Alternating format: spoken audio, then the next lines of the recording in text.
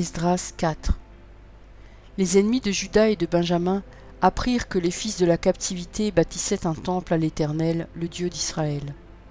Ils vinrent auprès de Zorobabel et des chefs de famille et leur dirent : Nous bâtirons avec vous, car comme vous nous invoquons votre Dieu, et nous lui offrons des sacrifices depuis le temps d'Ésar-Hadon, roi d'Assyrie, qui nous a fait monter ici. Mais Zorobabel, Josué et les autres chefs des familles d'Israël leur répondirent : Ce n'est pas à vous et à nous de bâtir la maison de notre Dieu. Nous la bâtirons nous seuls à l'Éternel, le Dieu d'Israël, comme nous l'a ordonné le roi Cyrus, roi de Perse.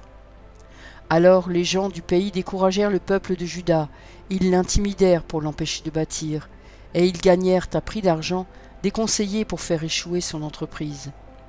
Il en fut ainsi pendant toute la vie de Cyrus, roi de Perse, et jusqu'au règne de Darius, roi de Perse. Sous le règne d'Assuérus, au commencement de son règne, ils écrivirent une accusation contre les habitants de Juda et de Jérusalem. Et du temps d'Artaxerxès, Bishlam, Mithrédate, Tabeel et le reste de leurs collègues écrivirent à Artaxerxès, roi de Perse. La lettre fut transcrite en caractères araméens et traduite en araméen. Réhum, gouverneur, et Shimshaï, secrétaire, écrivirent au roi Artaxerxès la lettre suivante concernant Jérusalem.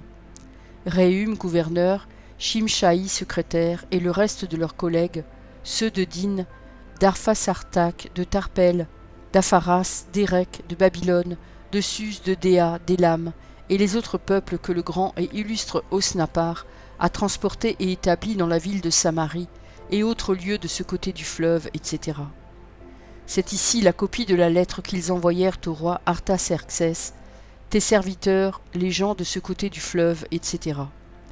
Que le roi sache que les Juifs partis de chez toi et arrivés parmi nous à Jérusalem rebâtissent la ville rebelle et méchante, en relèvent les murs et en restaurent les fondements. Que le roi sache donc que si cette ville est rebâtie et si ses murs sont relevés, ils ne paieront ni tribut, ni impôt, ni droit de passage, et que le trésor royal en souffrira. Or, comme nous mangeons le sel du palais et qu'il ne nous paraît pas convenable de voir mépriser le roi, nous envoyons au roi ces informations. Qu'on fasse des recherches dans le livre des mémoires de tes pères, et tu trouveras et verras dans le livre des mémoires que cette ville est une ville rebelle, funeste au roi et aux provinces, et qu'on s'y est livré à la révolte dès les temps anciens. C'est pourquoi cette ville a été détruite. Nous faisons savoir au roi que si cette ville est rebâtie et si ses murs sont relevés, par cela même tu n'auras plus de possession de ce côté du fleuve. Réponse envoyée par le roi à Réhum, gouverneur, à Shimshaï, secrétaire, et au reste de leurs collègues, demeurant à Samarie et autres lieux de l'autre côté du fleuve. Salut, etc. La lettre que vous nous avez envoyée a été lue exactement devant moi. J'ai donné ordre de faire des recherches, et l'on a trouvé que dès les temps anciens, cette ville s'est soulevée contre les rois, et qu'on s'y est livré à la sédition et à la révolte. Il y eut à Jérusalem des rois puissants, maîtres de tout le pays de l'autre côté du fleuve, et auxquels on payait tribut, impôts et droits de passage.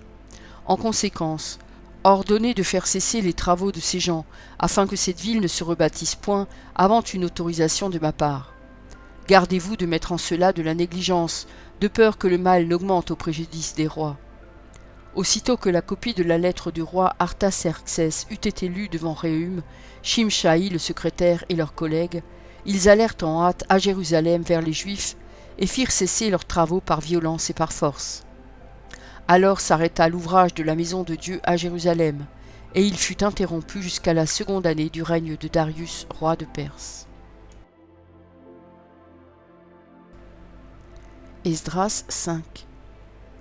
Agé le prophète et Zacharie, fils d'Iddo le prophète, prophétisèrent aux Juifs qui étaient en Juda et à Jérusalem, au nom du Dieu d'Israël. Alors Zorobabel, fils de Shealtiel, et Josué, fils de Jotsadak, se levèrent et commencèrent à bâtir la maison de Dieu à Jérusalem, et avec eux étaient les prophètes de Dieu qui les assistaient. Dans ce même temps, Tatnaï, gouverneur de ce côté du fleuve, Shethar-Boznaï et leurs collègues, vinrent auprès d'eux et leur parlèrent ainsi. « Qui vous a donné l'autorisation de bâtir cette maison et de relever ses murs ?» Ils leur dirent encore, « Quels sont les noms des hommes qui construisent cet édifice ?» Mais l'œil de Dieu veillait sur les anciens des Juifs, et on laissa continuer les travaux pendant l'envoi d'un rapport à Darius et jusqu'à la réception d'une lettre sur cet objet. Copie de la lettre envoyée au roi Darius par Tatnaï, gouverneur de ce côté du fleuve. Shethar-Boznaï et leurs collègues d'Apharsac, demeurant de ce côté du fleuve. Ils lui adressèrent un rapport ainsi conçu. Au roi Darius, salut. Que le roi sache que nous sommes allés dans la province de Juda, à la maison du grand Dieu. Elle se construit en pierre de taille, et le bois se pose dans les murs. Le travail marche rapidement et réussit entre leurs mains. Nous avons interrogé les anciens, et nous leur avons ainsi parlé. Qui vous a donné l'autorisation de bâtir cette maison et de relever ces murs?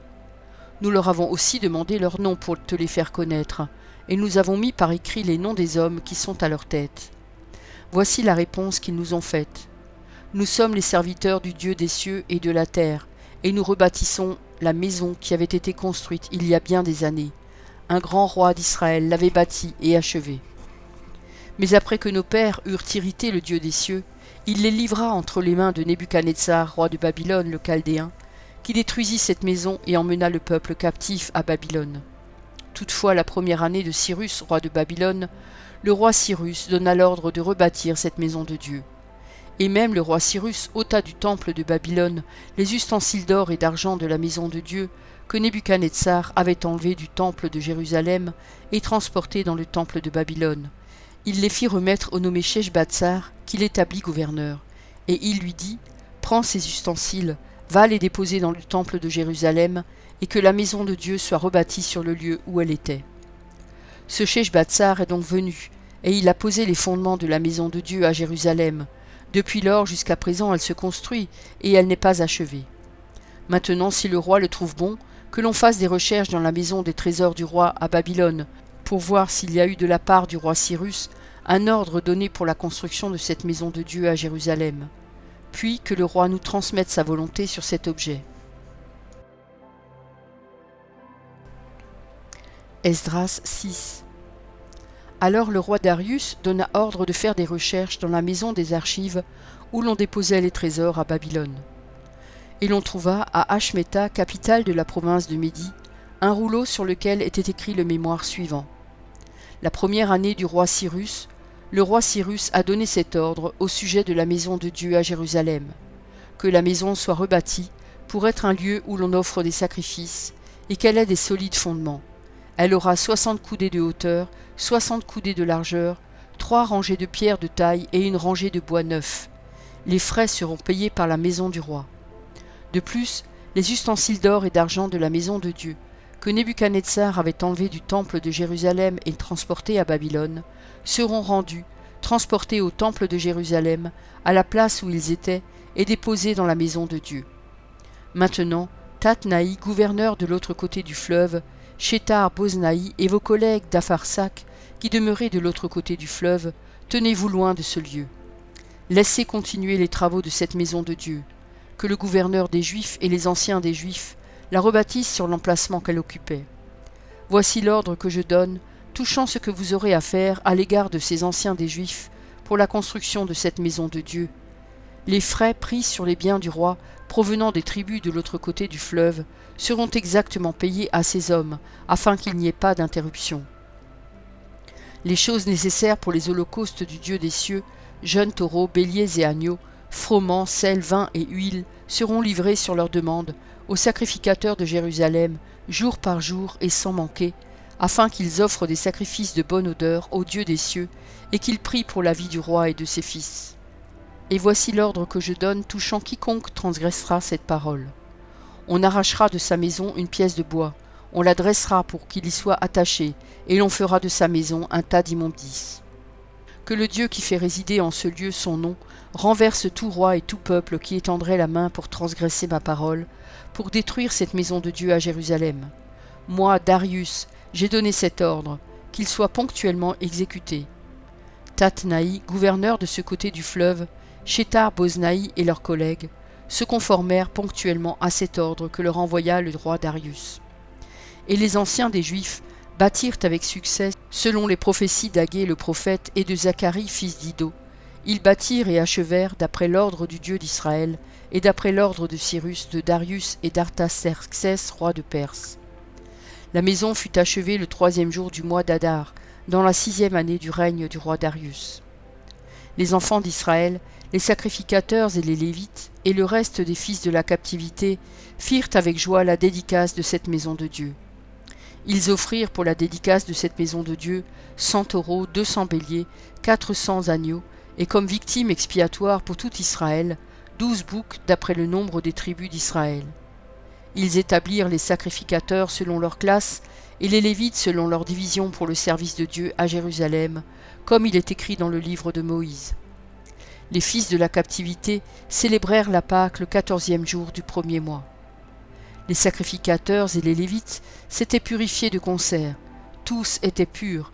Ils immolèrent la Pâque pour tous les fils de la captivité, pour leurs frères les sacrificateurs et pour eux-mêmes.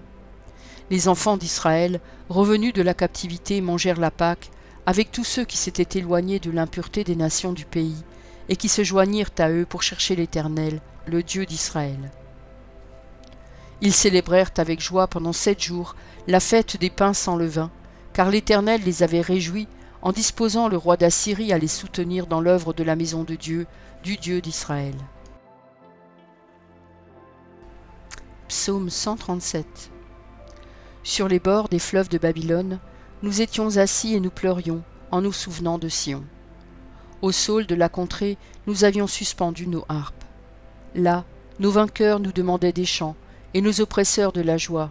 Chantez-nous quelques-uns des cantiques de Sion. Comment chanterions-nous les cantiques de l'Éternel sur une terre étrangère? Si je t'oublie, Jérusalem, que ma droite m'oublie.